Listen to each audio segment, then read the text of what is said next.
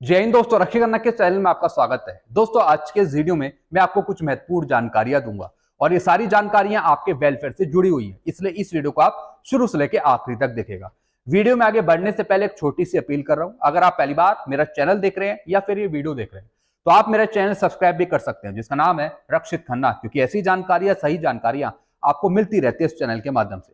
चलते हैं दोस्तों, आगे बढ़ते हैं। सबसे पहली जानकारी है OROP3 का फायदा केवल 19,64,963 पेंशनर्स और फैमिली पेंशनर्स को मिला।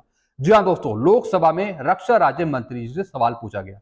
उनसे पूछा गया कि जो OROP3 पेंशन टेबल बनाई गई है उसका लाभ कितने पेंशनर्स को और फैमिली पेंशनर्स को मिला, और यह भी पूछा गया कि जो OROP3 पेंशन टेबल बनाई गई है उसका टोटल खर्चा कितना था एनुअली। तो दोस्तों, आप यकीन नहीं करेंगे, OROP3 का असली फायदा अगर मिलता पेंशनर्स को, फैमिली पेंशनर्स को, तो दोस्तों उसकी संख्या थी 30,94,336। इतनों को फायदा नहीं मिला। कितनों को मिला? 19,64,973।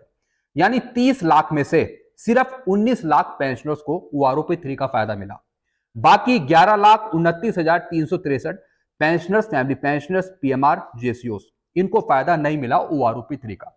जी हाँ दोस्तों, JCOs की पेंशन कम हो गई, PMR बाहर हो गए OROP3 से, तो आधे रैंक तो वैसे ही बाहर हो गए। यानी मिलना था लाभ 30 लाख पेंशनर्स को और भारत सरकार ने दिया लाभ 19 लाख पेंशनर्स को। जी हाँ दोस्तों, और टोटल एस्टीमेट बताया, टोटल खर्चा बताया OROP3 पेंशन टेबल बनाने का, वो बताया 6,703 करोड़। 6,703 करोड़ में OROP3 पेंशन टेबल बनके तैयार हो गई। लेकिन अगर आपको असली फायदा मिलता OROP3 का तो असली पेंशन टेबल बनती लगभग 8,000 करोड़ से ज्यादा। जी हाँ दोस्तों, तो सरकार ने कुछ पैसा बचा लिया।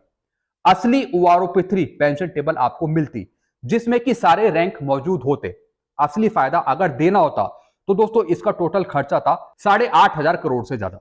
लेकिन भारत सरकार ने सिर्फ टेबल बनाई 6,703 करोड़ की। यह सबसे बड़ी एनोमोली है, प्रॉब्लम है। यानी OROP रिवाइज हो रही है लेकिन सभी पेंशनर्स को उसका बेनिफिट नहीं मिल रहा। आधे रैंक वैसे ही बाहर हो रहे, जैसे कि JCOs, PMR। तो दोस्तों इस वजह से ये सबसे बड़ी प्रॉब्लम निकल के आ रही है।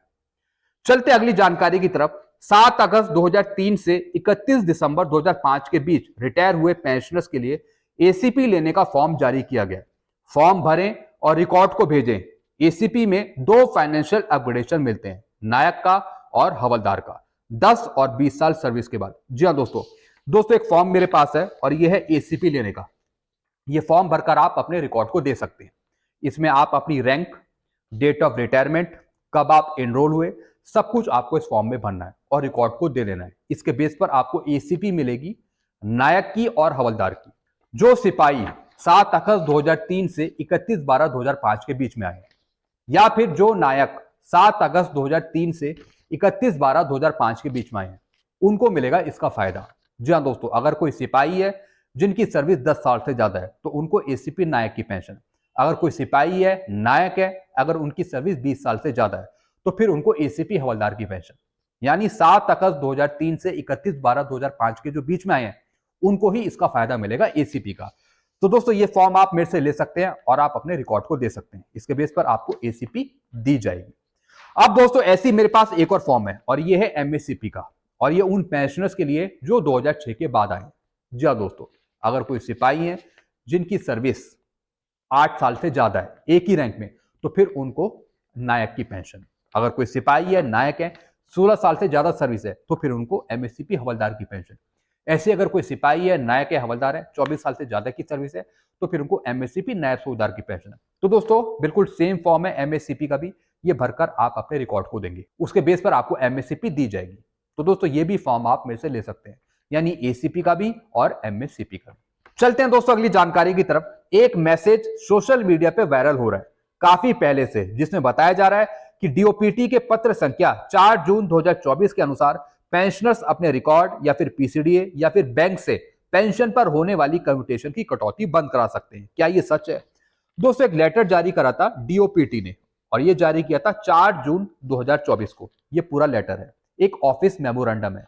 इसमें लिखा था restoration of commuted portion of pension to 12 years from the present 15 years. यानी जो आपका 15 साल का पीरियड है कम्यूटेशन का, उसको घटाने की मांग थी, 12 साल करने की मांग थी। अब दोस्तों साथ ही साथ इसमें हिंदी में भी नीचे लिखा हुआ है, सभी से निवेदन है जिनको पेंशन आए 12 वर्ष हो गए हैं वो तुरंत अपने रिकॉर्ड ऑफिस या फिर पीसीडीए पेंशन कम्यूटेशन की कटौती बंद करवाएं। जी हाँ दोस्तों, यानी बताया जा रहा है कि 4 जून 2024 का जो ये लेटर है डीओपीटी का, इस लेटर के आधार पे इसका रेफरेंस देकर आप अपनी रिकवरी बंद करा सकते हैं कम्यूटेशन की, और जो आपका पीरियड है 15 साल का उसे भी कम कर दिया जाएगा। दोस्तों जो भी ये बताया जा रहा है ऐसा कुछ नहीं है। जी हाँ दोस्तों, क्योंकि दोस्तों ये सिर्फ एक प्रपोजल है डीओपीटी का जो भेजा गया है डीओपीपीडब्ल्यू के पास। अभी डीओपीपीडब्ल्यू ने कोई इस पर एक्शन नहीं लिया। जी हाँ दोस्तों, तो दोस्तों अगर आप ये लेटर दिखाते हैं और इसके बेस पर पेंशन डिस्पेंसिंग एजेंसी से कहते हैं कि आपकी रिकवरी बंद कर दी जाए, आपका पीरियड कम कर दिया जाए, 12 साल कर दिया जाए, तो दोस्तों आपका पीरियड कम नहीं होगा। जी हाँ दोस्तों, क्योंकि ये जो लेटर है ये डीओपीटी ने डीओपीपीडब्ल्यू को भेजा है एक्शन लेने के लिए। ये कोई फाइनल अथॉरिटी नहीं है आपकी रिकवरी बंद कराने के लिए या फिर आपका पीरियड कम कराने के लिए। तो दोस्तों जो भी ऐसी चीजें आती हैं पहले आप लेटर को सही से समझिए।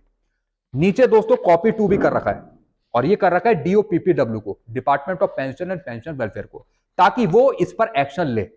एक प्रपोजल है, ना कि दोस्तों ये कोई फाइनल ऑर्डर है। अगर आप इस लेटर के बेस पर आप अपनी रिकवरी बंद कराने के लिए लिखते हैं लेटर पेंशन डिस्पेंसिंग एजेंसी को, चाहे वो स्पर्श हो, पीसीडी हो, बैंक हो, तो दोस्तों आपकी रिकवरी बंद नहीं होगी, आपकी रिकवरी 15 साल बाद ही बंद होगी।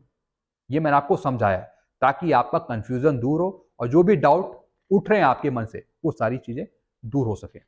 चलते हैं अगली जानकारी की तरफ। ऑनरी के केस की अगली सुनवाई जनवरी 2025 में है। नायब सूबेदार को सूबेदार की पेंशन, सूबेदार को सूबेदार मेजर की पेंशन, सूबेदार मेजर को ऑनरी लेफ्टिनेंट की पेंशन देने के लिए। जी हाँ दोस्तों, जैसा आपको पता है जिन पेंशनर्स को ऑनरी मिली है रिटायरमेंट के बाद उनको ऑनरी का फायदा नहीं मिल रहा। सिर्फ एक ही रैंक है जिनको ऑनरी का फायदा मिल रहा है, जैसे कि हवलदार रैंक।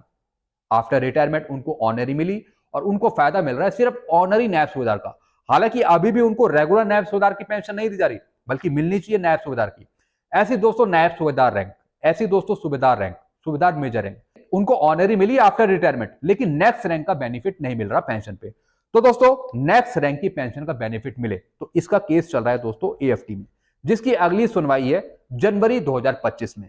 जी हाँ दोस्तों, अगर ये केस फाइनल हो जाता है उसके बेस पर नायब सूबेदार को मिलेगी सूबेदार की पेंशन, सूबेदार को मिलेगी एसएम की पेंशन और सूबेदार मेजर को मिलेगी ऑनरी लेफ्टिनेंट की पेंशन। यानी ऑनरी का बेनिफिट दिलवाने के लिए ये केस डाला गया है, ताकि जो रिटायरमेंट के बाद आपको ऑनरी मिली है उसका फायदा आपको मिले एक नेक्स्ट रैंक की पेंशन देकर।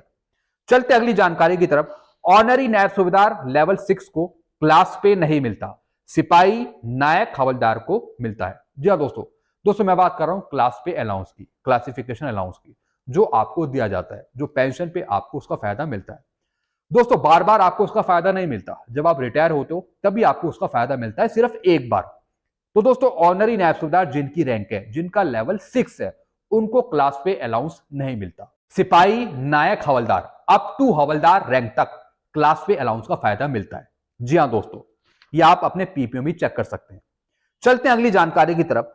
दिसंबर की पेंशन का मैसेज आ गया फोन पर, 31 तारीख को खाते में आएगी पेंशन। जी हाँ दोस्तों, मैं सुबह वाले वीडियो में बता ही रहा था कि आपकी जो पेंशन है दिसंबर की वो आपको 31 दिसंबर को मिलेगी। मैसेज भी दोस्तों आपको मिल रहा होगा, काफी पेंशनर्स को मिल गया, काफी पेंशनर्स को बढ़कर मिलेगी पेंशन, जैसे कि ऑनरी लेफ्टिनेंट की। जी हाँ दोस्तों, जैसा आपको पता है ऑनरी लेफ्टिनेंट की पेंशन ठीक करी गई, उनको 5 महीने का एरियर भी दे दिया गया। अब दोस्तों जो उनको दिसंबर की पेंशन मिलेगी वो 46,300 के हिसाब से मिलेगी, जैसा कि आपके पास मैसेज भी आया होगा। तो दोस्तों दिसंबर की पेंशन में ऑनरी लेफ्टिनेंट की पेंशन बढ़ के मिलेगी और रैंकों की भी बढ़ेगी पेंशन, जिनको ओआरओपी 3 का फायदा नहीं मिला था पहले, तो उनकी भी पेंशन बढ़कर आएगी इस महीने दिसंबर की पेंशन। तो दोस्तों बस यही जानकारी जो मैं लेकर आया था। आई होप सारी जानकारी आप अच्छे से समझ होंगे। अभी भी और कुछ डाउट है तो आप नीचे कमेंट करके जरूर बताइएगा। जी हाँ दोस्तों, ताकि मैं आपकी प्रॉब्लम को सुन पाऊं, समझ पाऊं। वीडियो में ये खत्म करता हूं। वीडियो आपको अच्छा लगता है वीडियो को लाइक करें और इस चैनल को आप सब्सक्राइब कर सकते हैं, क्योंकि ऐसी जानकारी अक्सर आपको मिलती रहती है इस चैनल के माध्यम से। Thank you so much.